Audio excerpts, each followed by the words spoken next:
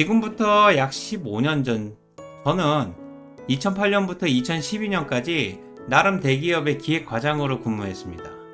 2002년부터 2007년까지는 기획실의 사원과 대리로 근무했고요. 그래서 기획실 생활만 총 10년 정도 했습니다.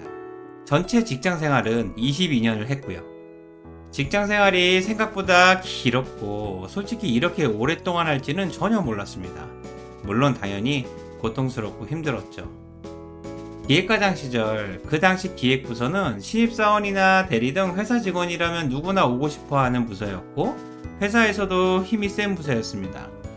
그리고 기획과장은 저 한 명이었고 고과를 해야 하는 부하 직원이 10명 정도였죠.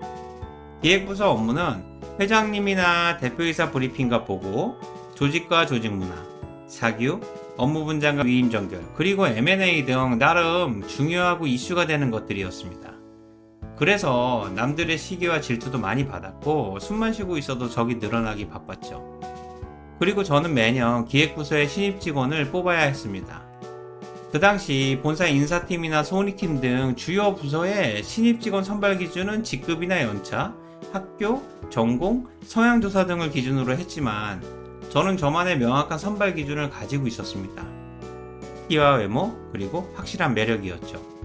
일단 키는 180 이상이어야 했고요. 남자 직원이어야 했고 무조건 매력있게 잘생겨야 했습니다. 학창시절 반장이나 전교회장 등 리더 역할을 했으면 더 좋고요. 반대로 학교나 전공 등은 거의 보지 않았습니다. 그러다 보니까 기획부서 직원들의 대학 전공이 통계학과, 지리학과, 영문학과, 국문학과 등 다양했습니다. 물론 출신 대학도 마찬가지고요. 제가 이 기준을 고집한 이유는 신입 직원에게 회사 업무나 태도는 어느 정도 가르칠 수가 있지만 보고할 때의 자신감이나 소통력, 업무 추진력이나 몰입력 등은 가르칠 수가 없다고 생각했기 때문이죠. 이런 자질들은 취업하기 전에 직원이 이미 가지고 있는 자질과 성향들이고요. 사람은 잘 바뀌지 않는다고 생각했기 때문입니다.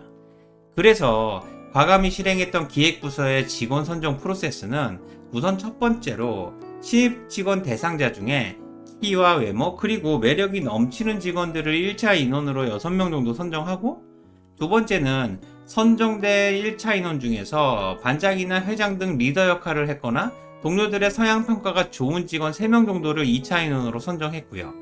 세 번째는 기획부서 선임들에게 현장에 직접 찾아가서 1대1 인터뷰를 진행하고 최종 인원 1명을 확정했죠. 그리고 마지막으로 확정된 신입 직원 이동 명령이 나면 현장에서 1대1 인터뷰를 했던 선임대리와 멘토멘티 관계를 설정해서 운영했습니다. 선임대리 본인이 추천하고 직접 뽑았으니까 끝까지 책임지라는 의미이기도 했죠. 어쨌든 기획부서 업무와 환경 적응에 엄청난 도움이 된 건 사실이고요.